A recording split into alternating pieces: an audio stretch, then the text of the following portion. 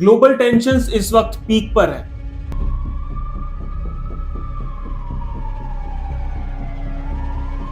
Israel ने Iran पर attack कर दिया है। ईरान, वो देश जो अपनी प्रॉक्सीज के थ्रू लगातार इजराइल पर अटैक करता रहता है, वो देश जो अमेरिका का एनिमी नंबर 1 है, इस बार उसे ही टारगेट बनाया गया और इस ऑपरेशन का नाम है ऑपरेशन राइजिंग लायन। लेकिन इस जंग में ईरान के पास एक ऐसा हिडन वेपन है जिसका असर शायद एशिया पर नहीं बल्कि पूरी दुनिया पर पड़ेगा, और वो है पानी।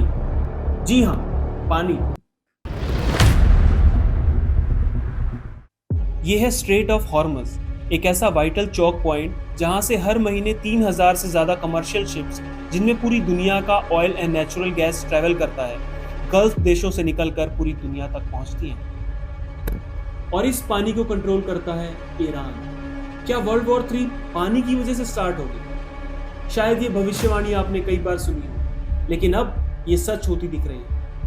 इजराइल ने ईरान के 30% लॉन्ग रेंज मिसाइल लॉन्चर्स तबाह कर दिए और उनके कई senior military commanders and scientists को मार गिराया है। उधर ईरान इज रिपोर्टिंग कि उसके 224 से ज्यादा बेगुनाह सिविलियंस की मौत हो चुकी है। This is a devastating human cost in just a few days. अभी जो विजुअल सामने आए हैं वो दिल दहला देने वाले हैं। इजरायली आसमान में बड़े धमाके हो रहे हैं और रिपोर्ट्स के हिसाब से ईरानी न्यूक्लियर साइट्स को निशाना बनाया गया है। हर घड़ी ये जंग और खतरनाक हो रही है और अब अमेरिका भी ईरान को खुली चेतावनी दे चुका है। ट्रंप ने साफ कह दिया है कि अगर अमेरिका इस जंग में उतरता है तो ईरान को तबाह होने से कोई नहीं रोक सकता। करंट सिचुएशन के हिसाब से दोनों देशों में स्पीचेस कम और एयर सायरन ज्यादा सुनाई दे रहे हैं, यानी कि वॉर की चेतावनी नहीं है, वॉर शुरू हो चुकी है। सबसे पहले पिछले कुछ दिनों में चलते हैं और समझते हैं कि आखिर हुआ क्या था और क्यों हुआ। नेतन्याहू, इजराइल के प्रधानमंत्री, ईरान को हेड ऑफ ऑक्टोपस कहते हैं, जिसके अलग अलग टेंटिकल्स हैं, जैसे हमास गाजा में, हिजबुल्लाह लेबनान में और हाउदीज यमन में। ये सब मिलकर इजराइल पर लगातार अटैक्स करते हैं, creating constant pressure. Israel aggressive है, ये हम सब जानते हैं, लेकिन इस बार उसने कुछ ऐसा किया जो पिछले 30 सालों में नहीं किया। सीधा ईरान पर attack. This marks a significant shift in their long standing shadow war.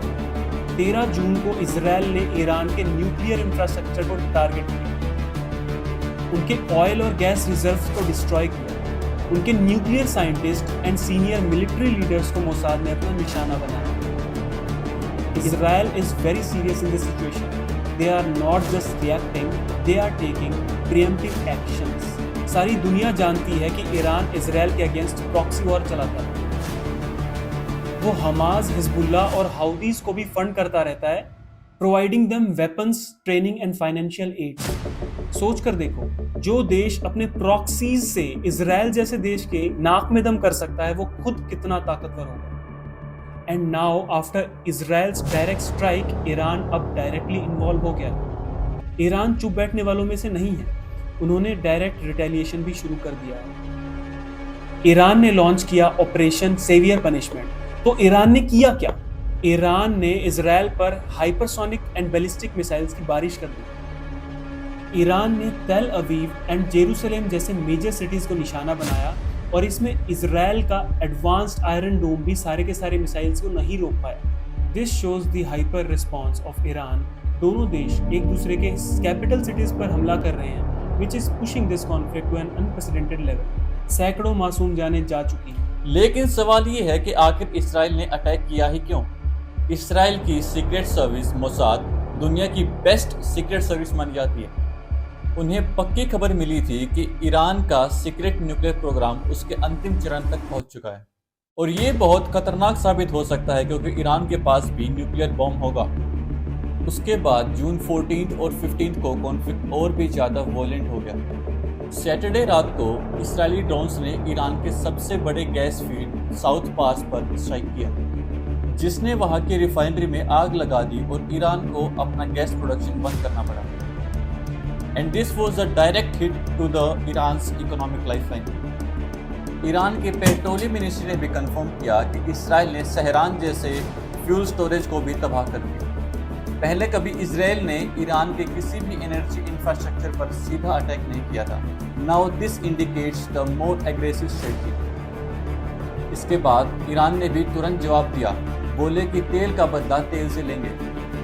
और ईरान ने भी हाइजा की बजान रिफाइनरी के ऊपर अटैक कर दिया। इसराइल ने फिर वॉर्न किया कि अगला हमला सीधा ईरान की इकोनॉमी पर होगा। जून 16 और 17 को इसराइल ने अपने लोगों को वॉर्न किया कि ईरान की रॉकेट से बचने के लिए तैयार है and be prepared for the intense attacks. Israel की खास बात है कि वहां हर घर के नीचे बंकर्स होते हैं जहां पर वॉर के टाइम छुपा जा सकता है। And this highlights the constant state of war in Israel. ये सब जितना सीधा दिखता है उतना है नहीं। जब इंटरनेशनल एटॉमिक एनर्जी एजेंसी यानी कि IAEA ने कहा कि ईरान के पास 60% एनरिच्ड यूरेनियम है, this was a major red flag for the global community. लेकिन एनरिचमेंट थोड़ा मुश्किल शब्द है, आसान भाषा में समझते हैं। यूरेनियम एक ऐसी मेटल जो जमीन के नीचे पाई जाती है, लेकिन उस यूरेनियम में U-235 नाम का एक एटम होता है जो बॉम्ब बनाने के काम आता है। नेचुरल यूरेनियम में इस एटम की परसेंटेज 0.7% ही होती है। अगर ये सारे एटम्स मिलाकर 30% तक भी जा रहे हैं तो एक नॉर्मल बात है, लेकिन जब भी कोई देश इसको 90% के आसपास लेकर जाता है तो पूरी दुनिया अलर्ट हो जाती है। क्यों? क्योंकि इसका मतलब है कि वो देश न्यूक्लियर बॉम्ब बनाने की तैयारी में है। एजेंसीज का मानना है कि ईरान 60% के मार्क को क्रॉस कर चुका है। इसीलिए इजराइल से लेकर अमेरिका तक पूरी दुनिया सतर्क हो चुकी है, क्योंकि कुछ ही दिनों में ईरान के पास होगा उसका खुद का न्यूक्लियर बॉम्ब। इस जानकारी ने कई नेशंस को थर्रा दिया है। जब भी कोई देश न्यूक्लियर या फिर एटम बॉम्ब बनाने की कोशिश करता है, अमेरिका जैसे बड़े देश बीच में कूद पड़ते हैं।